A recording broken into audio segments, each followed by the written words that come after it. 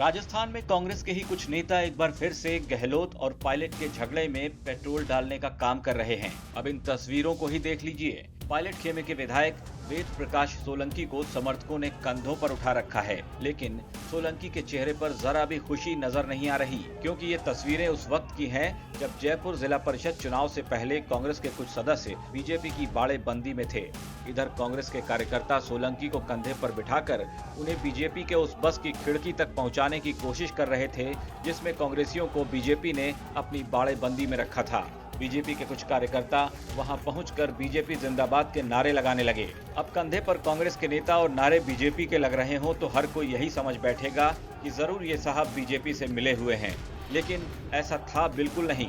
सोलंकी को तो कांग्रेस कार्यकर्ताओं ने अपने कंधे पर सिर्फ इसलिए उठाया था ताकि सोलंकी को वो बस तक ले जा सकें। अब इसी तस्वीर को देखकर जयपुर जिला प्रमुख चुनाव के प्रभारी गोविंद राम मेघवाल भी यही समझ बैठे कि सोलंकी बीजेपी वालों से मिल गए हैं और मेघवाल ने जो मन में आया मीडिया के सामने सब कुछ कह दिया। हालांकि मेघवाल के इस बयान से पहले वेद प्रकाश सोलंकी अपना एक ऑडियो भेजकर इस गलतफहमी को दूर करने की कोशिश भी कर चुके हैं, लेकिन सोलंकी ने इस ऑडियो को भी सिरे से खारिज कर दिया। सर ये बोल रहे हैं कि वो जो वहाँ पे अपने जिला परिषद में कंधे पर उठा रखा था वो कांग्रेस के लोगों ने उठा रखा था, और ये कह रहे हैं बीजेपी के लोगों ने चश्मा चढ़ा रखा है इन्होंने। इनके चश्मे के नंबर चेंज कराओ इनके गोविंद मेघवाल जी के इनके, कि भाई ढंग से चश्मा खोल के देखो, ये कांग्रेस के कार्यकर्ता हैं, वो नारेबाजी जो कर रहे हैं। गद्दारी आदमी को नहीं करनी चाहिए, क्योंकि हम जनता के प्रति जवाबदेह हैं। ये सोलंकी जी कल ये 3200-3400 वोटों से या 3900 वोटों से जीत के आए हैं। कल तीनों विधानसभा आपकी तीनों पंचायत समिति हारी पड़ी है, सारे सिंबल आप ले गए हो। इसका मतलब है कि वहाँ का कार्यकर्ता आपसे निराश है। तो उन्होंने इसी दरमियान वो एक ऑडियो भेजा, लेकिन मैं उस ऑडियो से समझ गया था कि कई बार आदमी अपनी गलती छिपाने के लिए इस तरह का मैनेज करता है।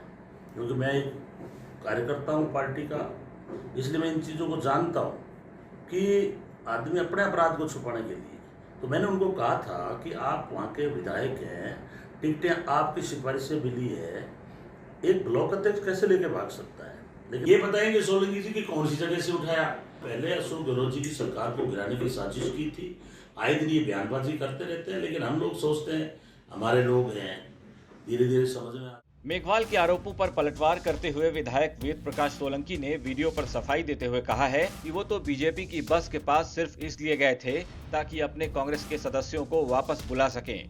सोलंकी पर लगे आरोपों के बाद कांग्रेस के कई कार्यकर्ता आहत हुए हैं।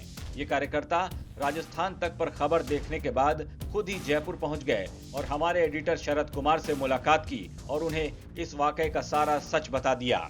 एक मुद्दा और मीडिया में चला, मैं उससे अवगत कराना चाहता हूँ कि कंधों पे उठाया सोलंकी को बीजेपी के समर्थकों ने। ऐसा नहीं है, वहाँ कांग्रेस के समर्थक थे, उन्होंने वो कंधे पे उठाया, और जो बीजेपी के थे वो बीजेपी के पदाधिकारी को उठाए।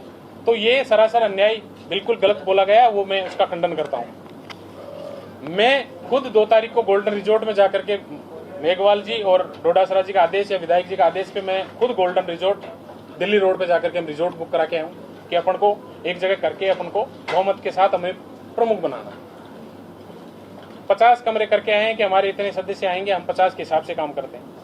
उस पर ध्यान नहीं दिया गया। आज भी मेरी रसीद बुक है, आप गोल्डन रिजॉर्ट में मालूम भी कर सकते हो, शिवप्रताप अरसाना के नाम से, पार्टी के नाम से। इसके अलावा विधायक वेद प्रकाश सोलंकी ने चाकसू विधानसभा क्षेत्र में चाकसू कोट खावदा पंचायत समितियों में वहां के ब्लॉक प्रमुखों की कुछ तस्वीरें भी जारी की हैं, जिसमें यह दिखाया गया है कि उन्हें कैसे बीजेपी वालों ने ही अपनी बाड़ेबंदी में रखा था।